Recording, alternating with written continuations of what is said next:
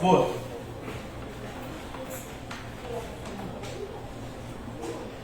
no livro de Êxodo, começamos inclusive a estudar, quero fazer aqui o nosso momento de propaganda.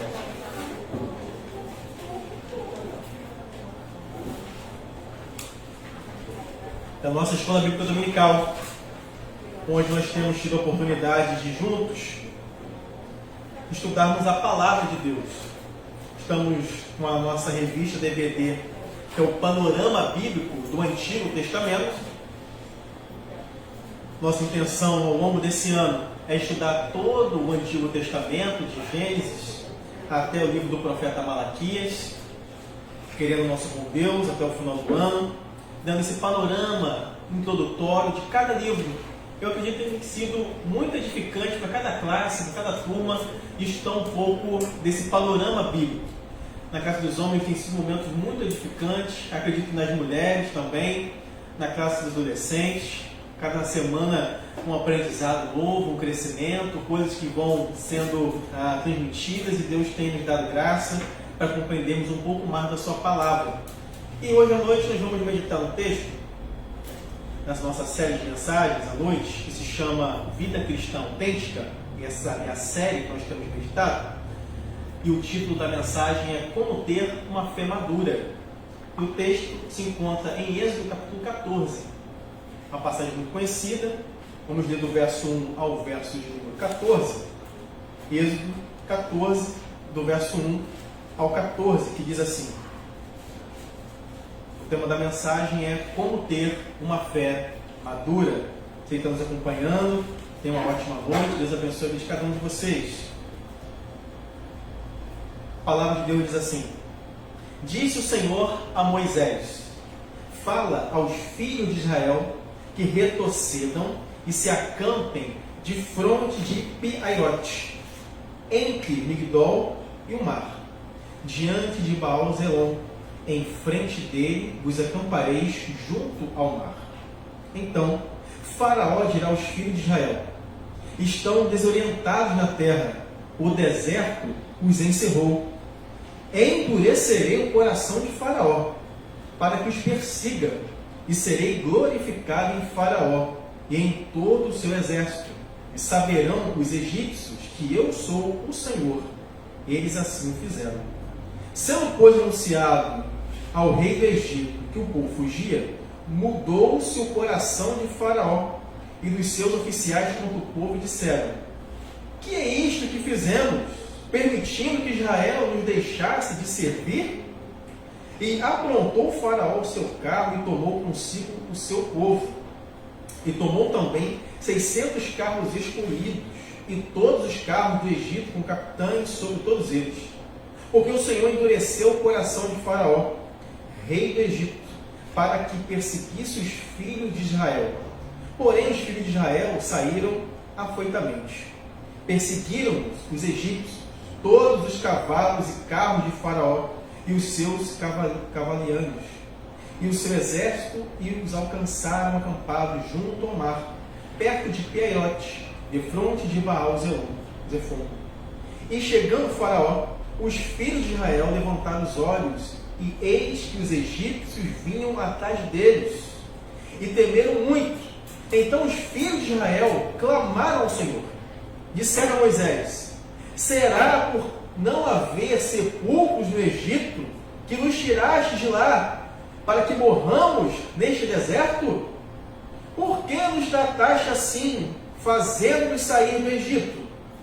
Não é isso o que te dissemos no Egito? Deixa-nos para que sirvamos os egípcios? Pois melhor nos fora servir aos egípcios do que morrermos no deserto. Moisés, porém, respondeu ao povo: Não temais, aquietai-vos e vede o livramento do Senhor, que hoje vos fará, porque os egípcios que hoje vedes, nunca mais o tornareis a ver. O Senhor pelejará por vós, e vós vos calareis. Amém, irmãos? Amém. Algumas considerações iniciais desse livro de Êxodo, para a gente ter uma familiaridade com tudo aquilo que vai permear esse livro riquíssimo, segundo livro do Antigo Testamento. Uma possível divisão desse livro, para a nossa compreensão, é a seguinte: vou dividir em 3 grandes blocos aqui.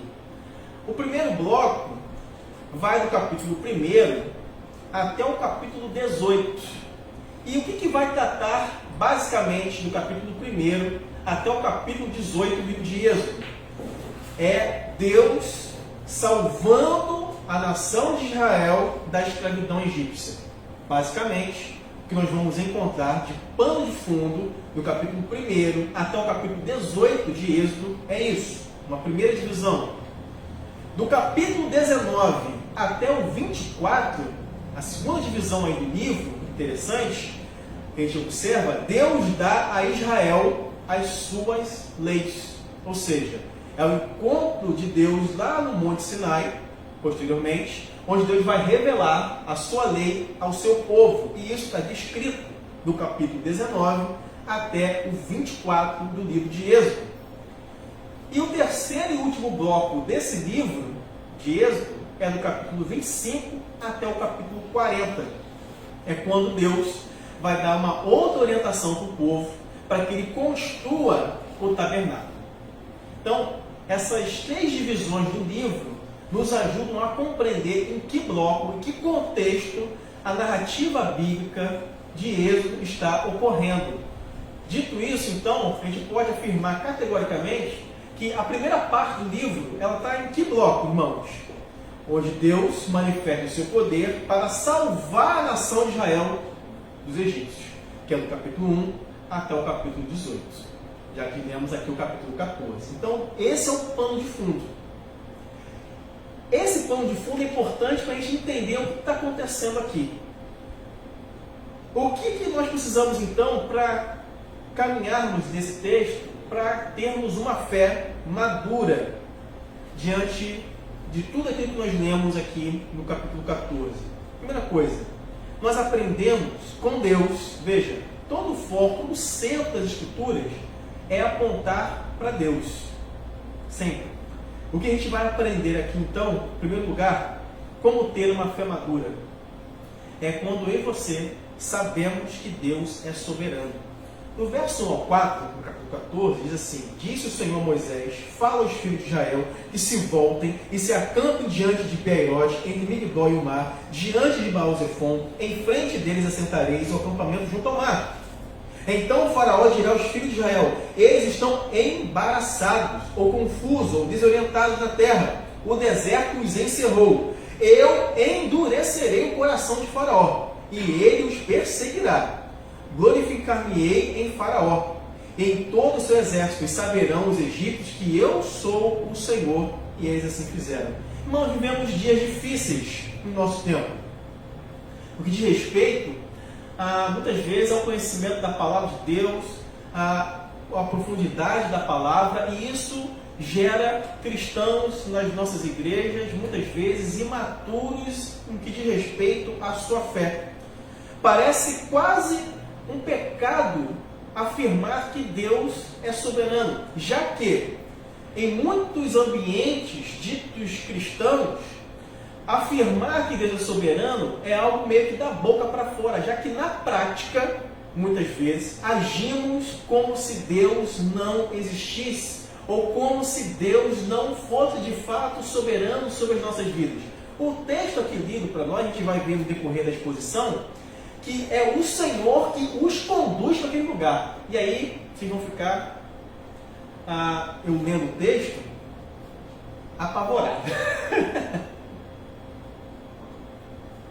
Porque quem conduz o povo para este local aqui, e aí é bom ter um mapa geográfico assim. A igreja vai adquirir o mapa do mundo antigo, a gente vai ter uma noção da geografia do lugar e vai ajudar muito na compreensão de passagens bíblicas como essa aqui. No mapa a gente tem uma noção do para onde que Deus mandou o povo ficar esperando. A gente vai ver aqui na exposição. Aguenta aí seu coração. Avançando. Então dizer que Deus é soberano, em muitas igrejas é quase que um pecado, porque isso ofende os nossos ouvidos mais sensíveis, já que temos uma ideia em muitas igrejas, em muitos contextos, e de repente pode ser o que esteja passando no seu coração e não faz com que eu e você tenhamos uma fé mais amadurecida, a autonomia humana e as mensagens antropocêntricas, ou seja, mensagens voltadas para o centro do homem, para as necessidades sempre voltadas para o homem, têm substituído o poder e a glória de Deus, e as nossas esperanças têm sido depositadas no ser humano. Lembra que de manhã eu falei na exposição de Gênesis, no texto que nós lemos, capítulo 2, Deus, quando estipulou lá aquele teste da árvore do conhecimento do bem e do mal, Deus queria que a referência para o homem fosse quem? Deus, Ele próprio. Mas quando o homem toma a decisão de não ter o Senhor como a sua referência, e a sua referência passa a ser a Ele próprio, ele desobedece. Quando nós não temos a noção prática e a dimensão de que Deus é de fato soberano, isso não pode ser apenas um discurso da boca para fora, tem que ser real na nossa vida, nós perdemos a dimensão de Deus e que nós devemos obedecê-lo, que Ele é a nossa referência, e a referência passa a ser nós. E aí, quando a referência passa a ser nós mesmos, o que acontece? O que é certo para um, para o outro pode não ser. Não é? Tudo se torna relativo. Não é o mundo que a gente vive hoje? Tudo é relativo. Porque o referencial que é Deus foi sendo perdido. Fomos tirando Deus do centro das nossas vidas. E pasme, muitos cristãos vivem assim. E por isso não têm uma fé amadurecida. Avançando. Compreender que Deus é soberano é ter uma fé esclarecida. Não é ter um sentimento, um pensamento positivo de que as coisas vão dar certo. Somente através da fé e de uma fé madura é que eu e você podemos compreender o que Deus nos manda fazer. Aos olhos humanos, nesse texto aqui, o que o Senhor ordenou e para onde Ele mandou o povo ir e fazer era loucura. Loucura. Por quê, pastor? Onde Deus mandou eles pararem, na exposição aqui do texto, era o pior lugar para eles ficarem, irmãos. Imagina você está fugindo de alguém. Aí você, vira naquela rua, é a rua sem saída. É tipo isso que Deus mandou eles ir. Vira, agora vai. E agora? Foi isso que Deus mandou. E agora? Por isso a queixa do texto. Por isso a reclamação o tempo todo do texto. Depois a gente tira do Egito, quando a gente parar aqui, a gente vai morrer, Deus. O Senhor está louco? Por que o Senhor fez isso conosco? Porque o lugar para onde Deus nos mandou era o pior lugar possível para eles ficarem. Não tinha a menor segurança ali. A morte era certa, irmãos. O lugar para onde Deus, olha só, o soberano mandou eles irem. O seu povo era lugar de morte. É louco isso, irmãos. E quem mandou foi Deus.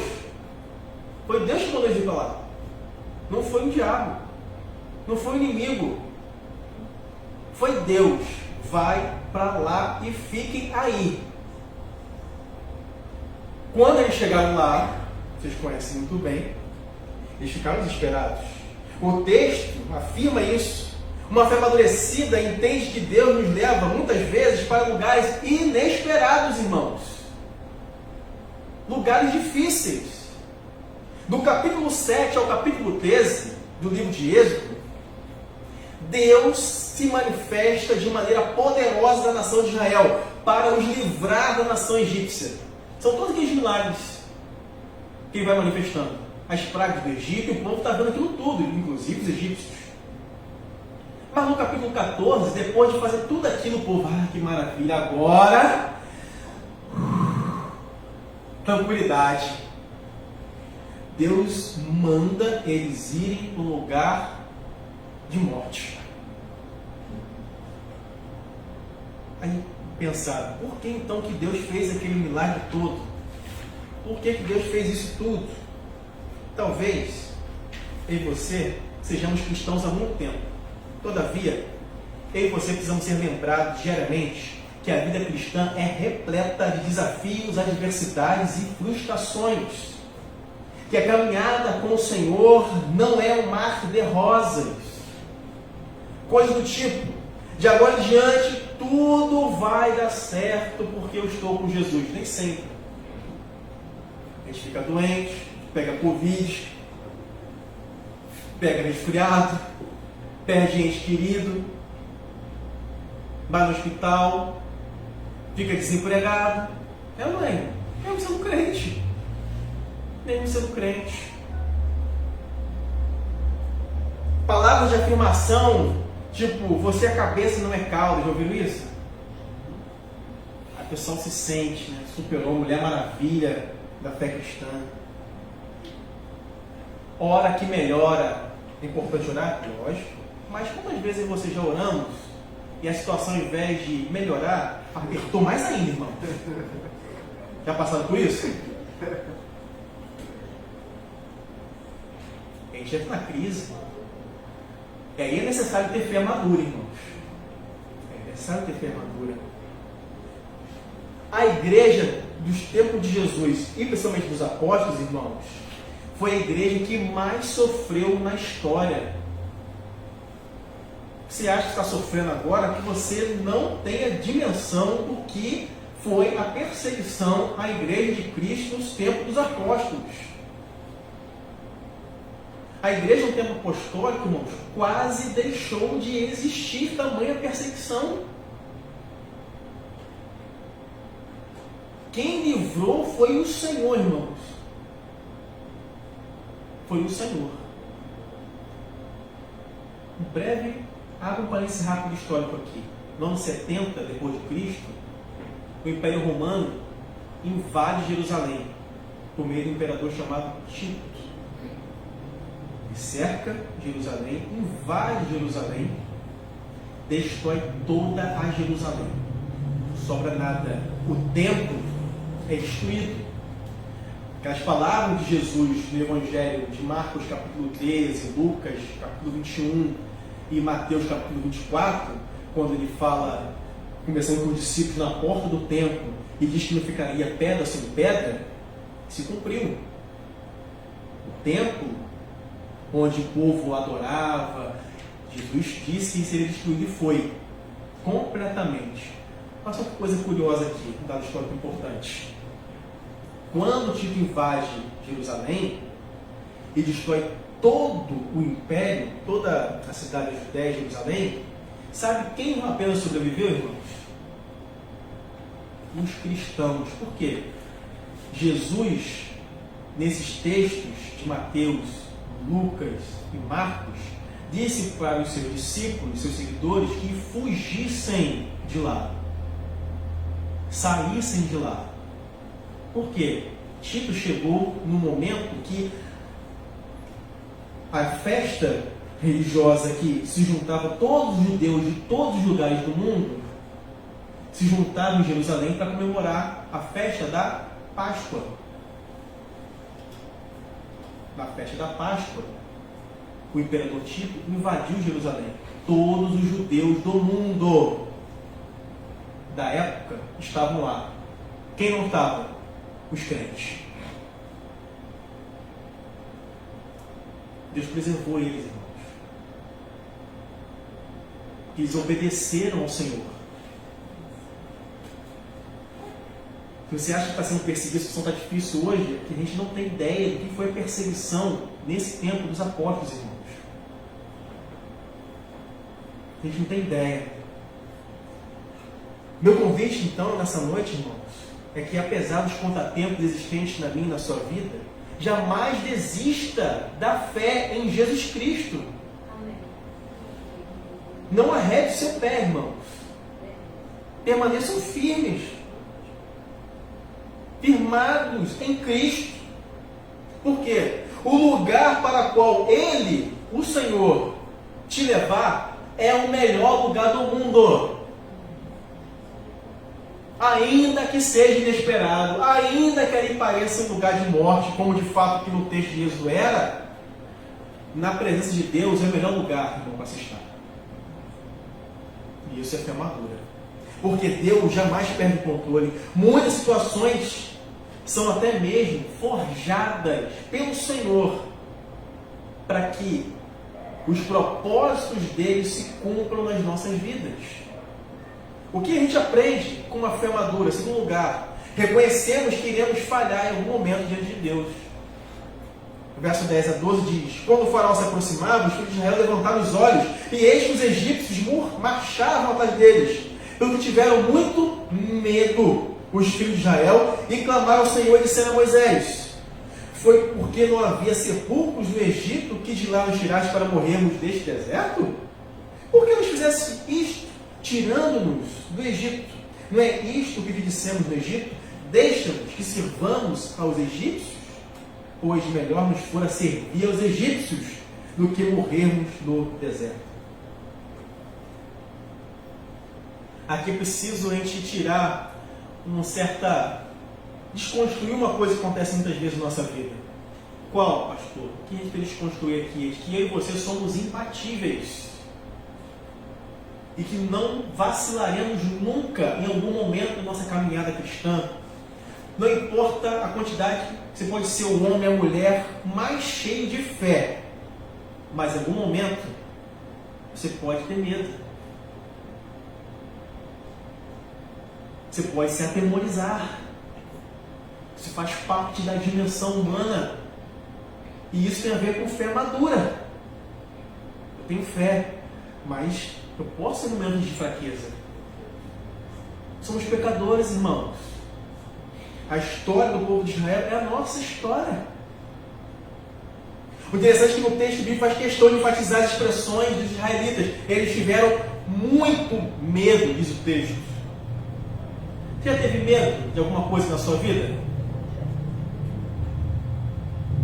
Não é uma sensação estranha que dá, medo? Dá temor, dá suador. Você vê coisa que não tem. Medo é terrível. Da insegurança. Você fica assustado. Faz parte do nosso amadurecimento, do nosso crescimento. Para a gente crescer na fé, o medo faz parte, irmãos. Porque nós não somos imbatíveis. Temos momentos de fraqueza, de fraquejar, temos temores internos no nosso coração. Só você e Deus sabe o que está passando no seu coração nesse exato momento aí. Quais são os medos interiores que faz você recuar, não avançar, ficar paralisado, não dar um passo à frente, não mudar a sua atitude, às vezes por anos. Por anos.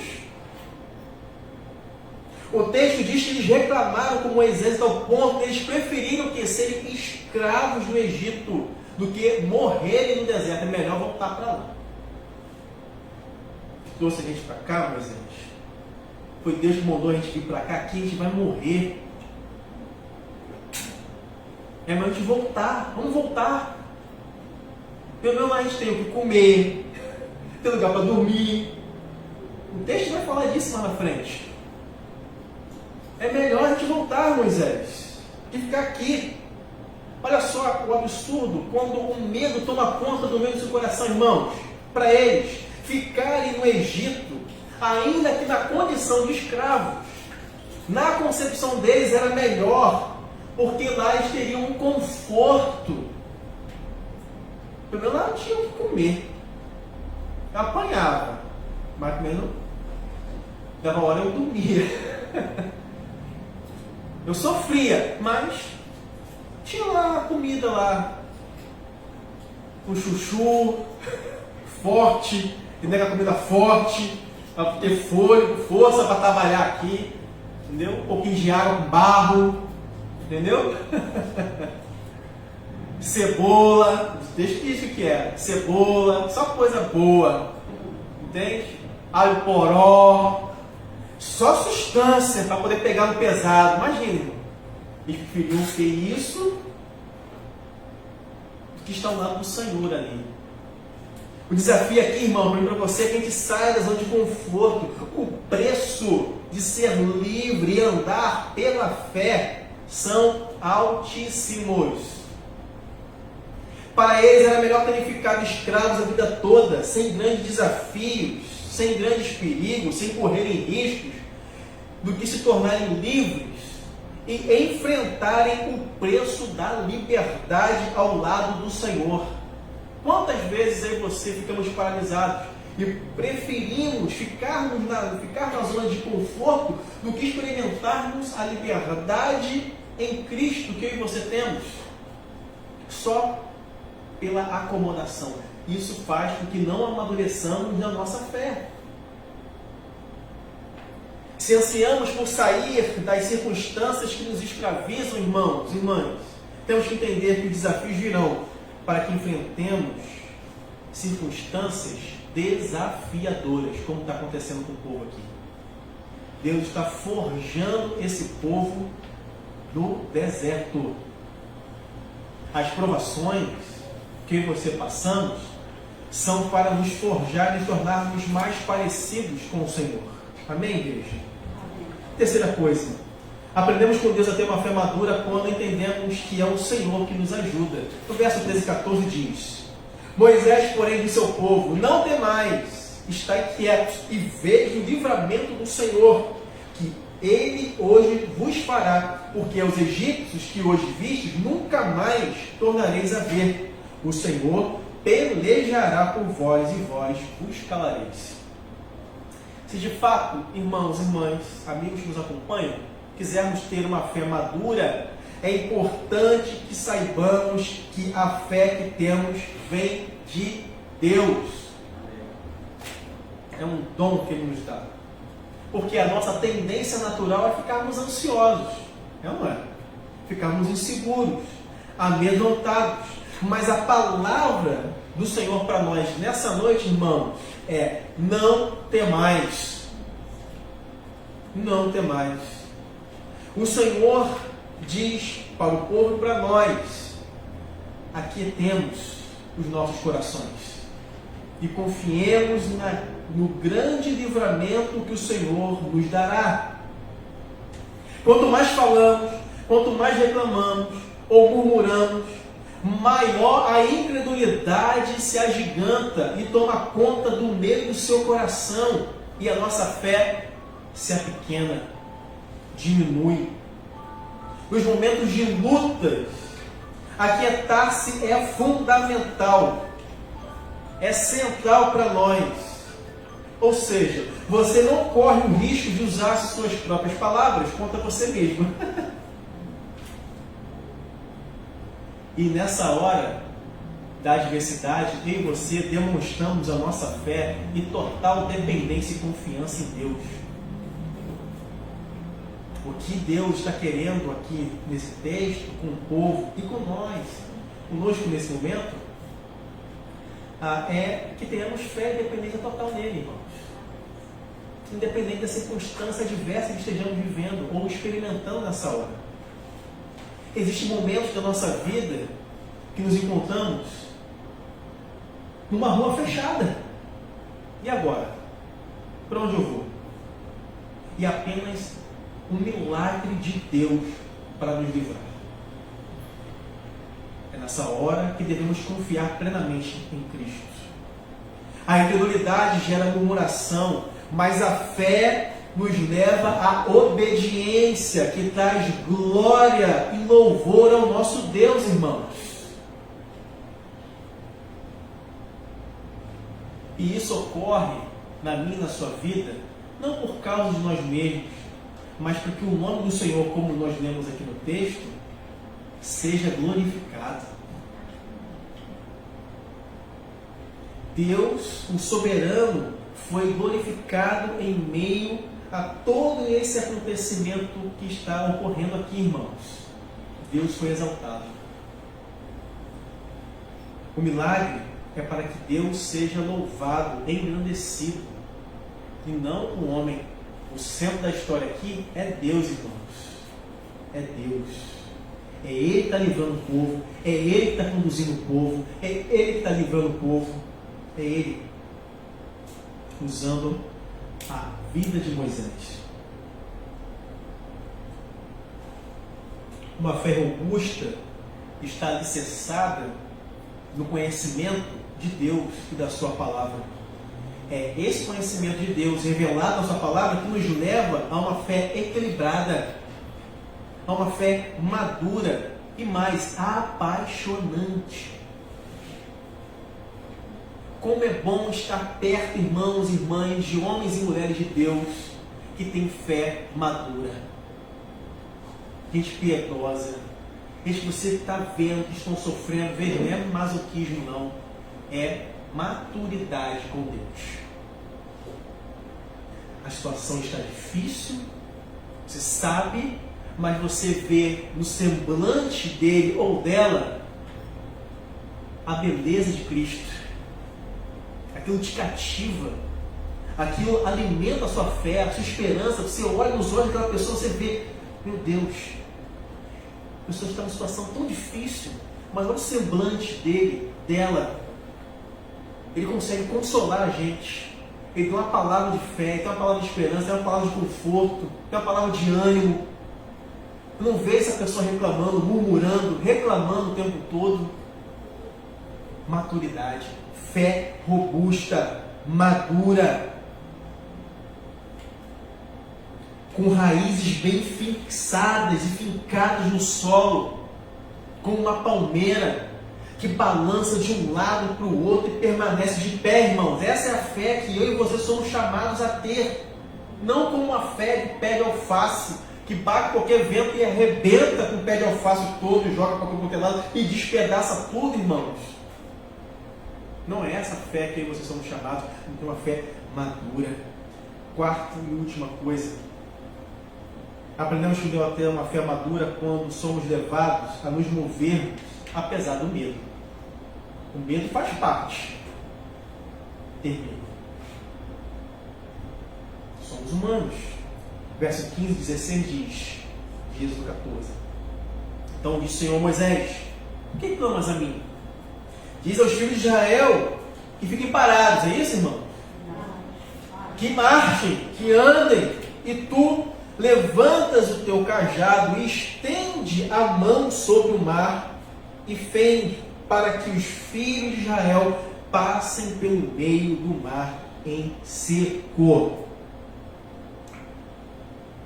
Uma fé amadurecida, irmãos, sabe discernir, sabe diferenciar o momento de orar e o momento de agir, de andar, de caminhar, de dar um passo além. O povo deveria andar, marchar, e Moisés deveria levantar o seu bordão ou o seu cajado, estender a mão sobre o mar e dividi-lo. Deus deu uma ordem e precisamos obedecer aquilo que Deus manda. O lugar inesperado, fechado, o lugar de morte, a gente vai morrer aqui, não tem para onde ir. Tem. Com Deus sempre tem um lugar, irmãos. Ao lado do Senhor sempre tem um lugar. Sempre tem. Atrás tem Faraó, a gente vai morrer. Aqui na frente está o mar fechado, a gente vai morrer. Não, anda. O mar se abriu, irmão. Eu fico imaginando essa cena. A gente vê no cinema, vê um desenho, né? Imaginando eles naquele momento ali em loco, experimentando, vendo isso diante dos seus olhos, irmãos. Veja, um dado importante aqui, para que tenhamos uma fé madura. A geração, aqui essa geração, foi a que mais presenciou os feitos miraculosos de Deus no Antigo Testamento. E essa geração aqui não entrou na terra prometida.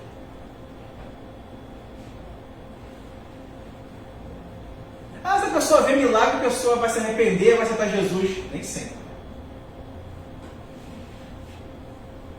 Essa geração aqui viu tudo. que poderia ser manifesto da vida do Senhor, por meio do Senhor. E mantiveram-se incrédulos, murmurando, não entraram na terra prometida. Fé madura, irmãos, que você precisamos ter. Voltando aqui, caminhando para o final. Muitas vezes, uma fé madura, ela precisa nos levar à obediência ao Senhor.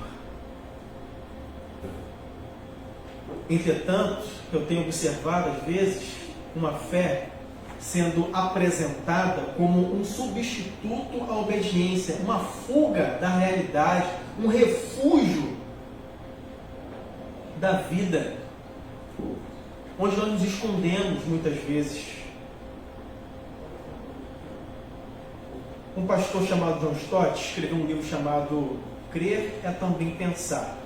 Ele diz o seguinte, abre aspas, fé não é credulidade. Ser crédulo é ser ingênuo, completamente desprovido de qualquer crítica, sem discernimento, até mesmo irracional no que crê. Traduzindo o que ele disse. Em outras palavras, uma fé madura não é cega, não é a crítica, é uma fé madura. A fé não é um pensamento positivo. Agora vai dar certo. Agora vai dar certo. Agora vai dar certo. Agora, não, hoje, não, nesse momento, não, isso.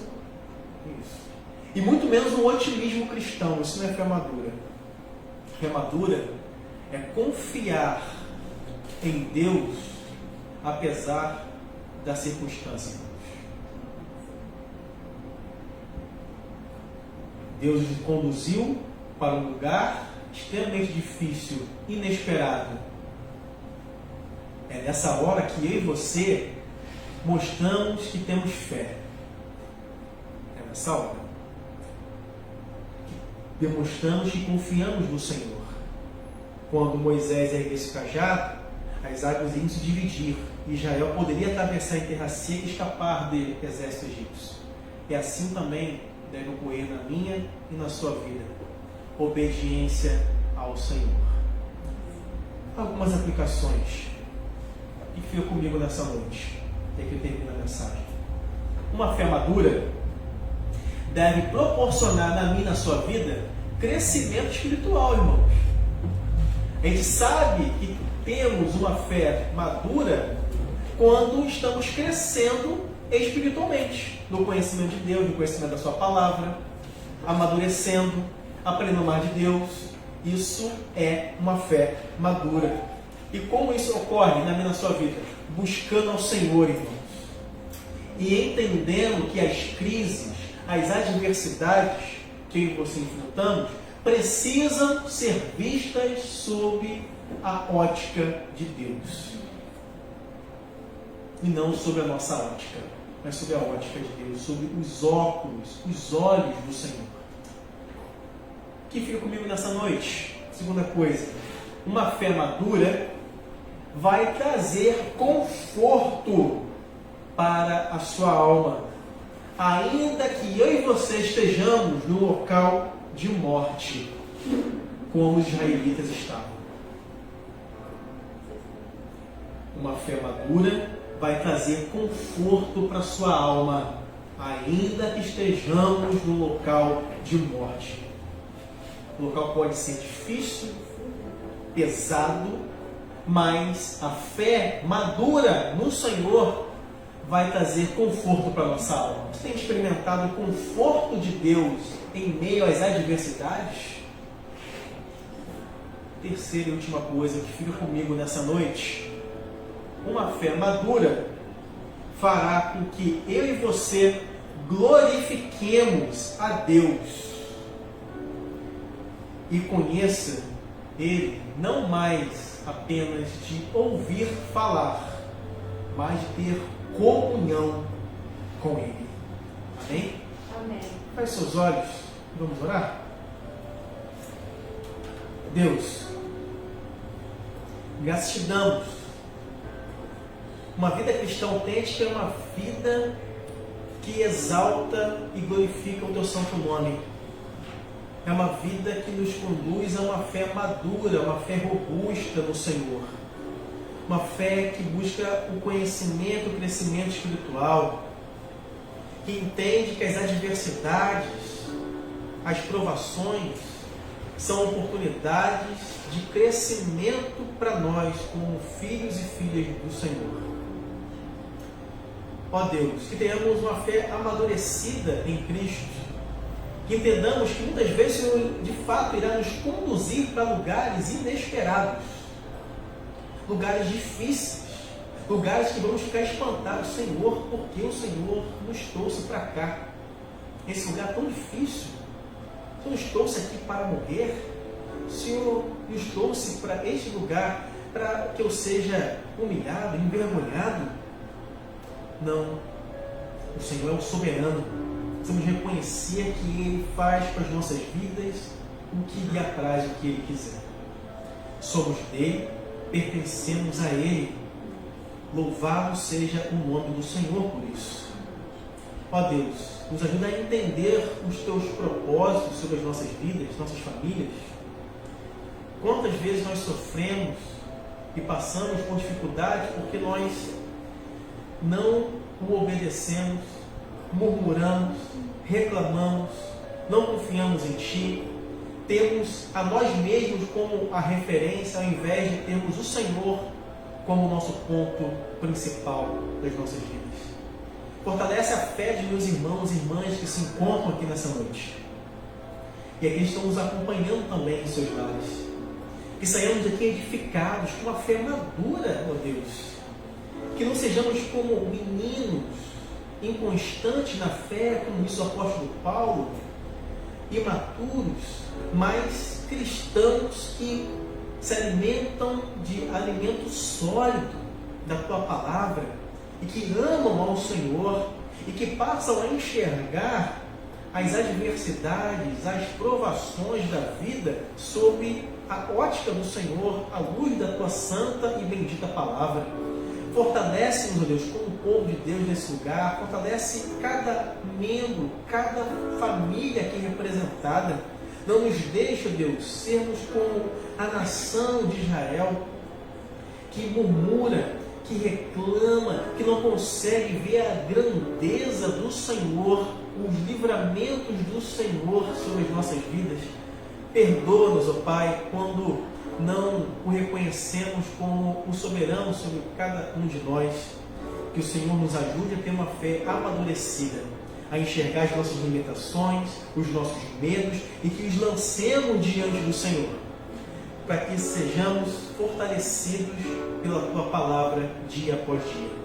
E agora, que a graça do Senhor Jesus, o amor de Deus e o nosso Pai e as ricas consolações do Santo Espírito de Deus sejam derramadas sobre a comunidade Batista Redenção e sobre todo o povo de Deus espalhado da face da terra, hoje e sempre. Amém e amém. Vamos colocar de pé, irmãos, vamos adorar o Senhor, encerrando